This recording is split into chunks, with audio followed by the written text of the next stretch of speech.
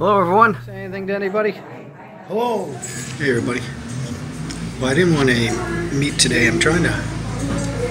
When you go out to the remote parts of Mexico, it's very difficult to find non-meat meals, so you have to ask for it. So like tonight I came to like this little economy place and they served some chicken broth.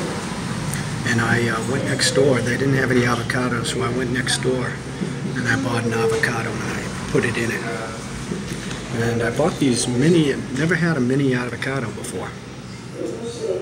Tastes just the same. And I told them to bring me some rice and beans, and I asked them to make some pico de gallo sin picante. So, and that should be a full meal with some tortillas, the soup, and the beverage, guayaba. And what they do is they mash the guayaba and they put a little sugar in, mix it all in some water. So if they don't use a lot of sugar, it's actually quite nice, especially when it's like watermelon or cantaloupe or lime. Very nice. Peace. I'll take a picture when I get the meal. Alright, I have never eaten these smaller avocados. So the guy at the store said they tasted the same. We'll find out. I got them for my dinner here. Alright, so I just cut this around. And you see that's opens up. So it's a little bit easier in some ways than the bigger ones, because the bigger ones have a much bigger seed. And this is what the meal looks like. Some rice, beans. I asked her for some pico de gallo. She put some cilantro in it. There's one of the avocados there, some tortillas, and some guayaba. This should be a very good meal with no meat. Always delicious.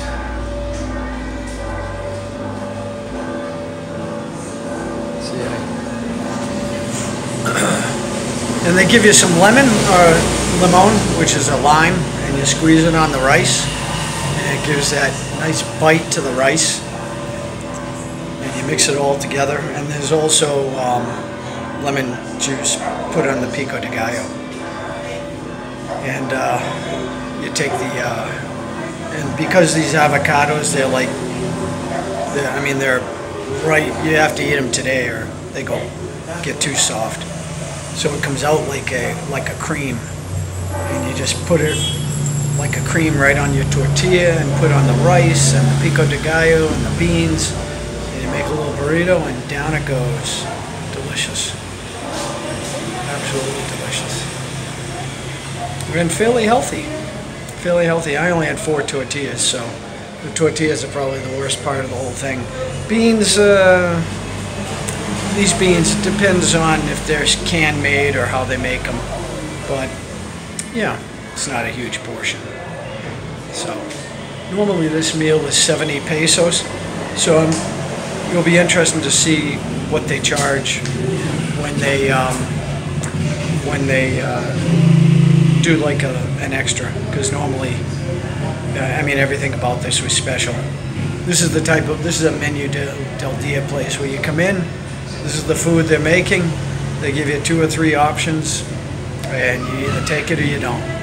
So she didn't have avocado, so there's a couple fruit and vegetable stands here. So I went across those.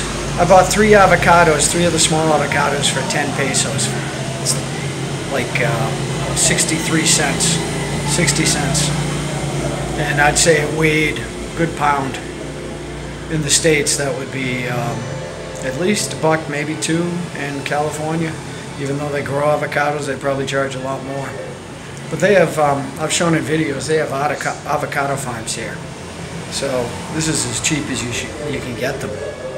The freight is nothing. And I suspect when you see produce come into your store, a good percentage of that price they're charging is for the freight. Transportation. So very nice people around here for the most part. You have some idiots, but people are. I mean, it's fairly isolated out here, and a majority. Like I ask people all the time, hey, have you been to? And I'm not asking if they've been to like Paris or New York. I'm like, hey, have you been to Mexico City? No. Have you been to Puebla? No. I mean, Puebla is 3 hours away. Veracruz. I mean, I say Jalapa. Jalapa is like 40 minutes. So, hold on. So, as I see some gringo talking to themselves here. They get a kick out of this. You don't see people doing this around here. So what was I saying? Oh yeah, and then I asked if they've been to like a couple of the, like Tlacotapan and Catemaco, which are in Veracruz. No. And it's because, when you're this poor, you don't have the money to spend on traveling around to these places. I mean, not just food, but like hotels. There are some people I know in Mexico where you go to a hotel, and I mean, like a shitty hotel is going to cost you 250, 300, now 400, 500 pesos. When I went down to Oaxaca on the beaches, I mean, the cheapest dump you're going to find is you probably can twist an arm if you're Mexican for 500. Me, I'm paying 600. And that's, what, 40 bucks? 30, 35, $35? Forget about it. So, we are, for those of us in the, well, I don't even know the correct term to call it, first world countries. I mean, be very grateful that we are in some ways members of the Lucky Sperm Club. The real lucky members are the ones born to like the huge money. But even people born in the United States, even the poorest of the poor people in the United States have opportunities and advantages that you don't get in a majority of the world. And that's the main reason why people are falling all over themselves to come to the United States.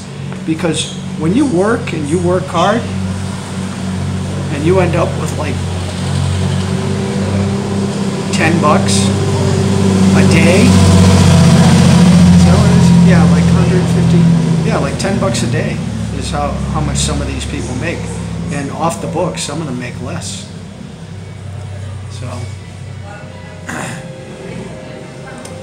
So that's why I say grateful for another great day, man. Gotta be grateful. And God bless my cousin John. God bless you, buddy. Godspeed. He won't be here tomorrow night. And that's how quickly it goes. That's how quickly it goes. God bless you, my friend.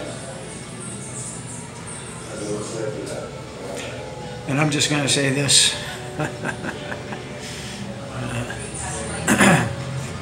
I have to believe there's going to be justice for all the people who took the jab and got sick or were killed by it. Maybe not on this earth, but somewhere, someplace. Amen. Hola. Buenas tardes. Gracias. That's all I'll say on this topic. I don't even know how I went from a rant about avocado. All right. Peace. Have a good night.